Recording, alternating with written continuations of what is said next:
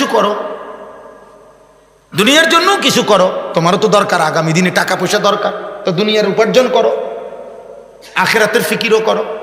তুমি যে দুনিয়ারও খবর নাই, আখেরাতে তোমার বাবার ঘাম রক্ত পানি করা টাকা ওই বেচারা হয়তো। আমি ওই দিন হুজুর, আমি নিজ চোখে দেখছি একটা লোক সিমেন্টের বস্তা নামাইতেছে। এটা আমি কয়েকবারই বলছি এই কথাটা, আমার এত মায়া লাগছে। সিমেন্টের বস্তা নামাইতেছে, যে প্রতিটা বস্তা নামাইতে গেলে ট্রাকের থেকে গোডাউনে এই পিঠটা আপনার বাঁকা হইয়া যায়, এরপরে বস্তাটা এখানে লয় 50 কেজিওয়ালা বস্তা।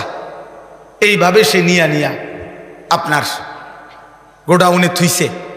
60 টাকা বা 8 টাকা বা সর্বোচ্চ 10 টাকা এক বস্তা সিমেন্ট যদি ট্রাকের থেকে ওই গোডাউনে থয়, তাইলে 50টা বস্তা এই বেচারা যদি নিয়ে থাকে।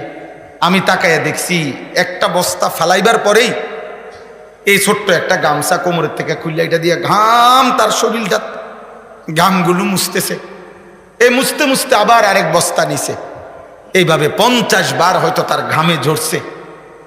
এভাবে 50 বার তার কোমরটা বাঁকা হয়ে গেছে, পিঠটা বাঁকা হয়ে গেছে।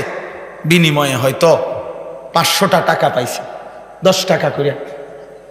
তাইলে এই 10-500 টাকার থেকে তোমারে বাবা আপন সন্তানের হাতে 200টা টাকা হাতে দিছে। আর এই জানোয়ার এই ঘামে ধরা টাকার 200 টাকা দিয়া মোবাইলে উলঙ্গ ছবি দেখতেছে।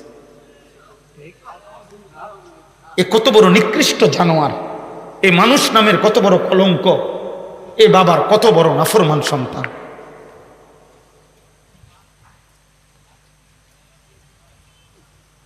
তুমি যদি প্রবাসীর ঘাম দেখতা তো বুঝতা প্রবাসীর কি পরিমাণ ঘাম ঝরে উপার্জন।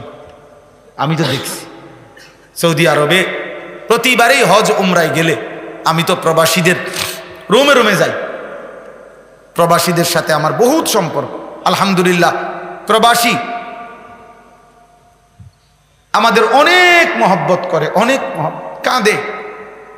এইবারও হজ্জের সময় এক যুবক আমার জড়ায় ধরে বলতেছে, হুজুর 16 বছর আজকে বিদেশে আসি।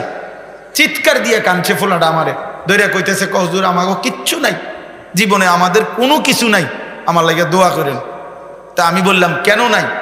কিছু নাই বলতে ওই আমারে বলতেছে, হুজুর এই পর্যন্ত জীবনে 16 বছর যারে যত টাকা দিছি কাউরে খুশি করতে পারি নাই। যতই দিছি হুজুর কয় আরো দিতে পারত। দিছি 10,000, কয় তেইতে একটা বিদেশ তাই ইচ্ছা করলে 20,000 দিতে পারত।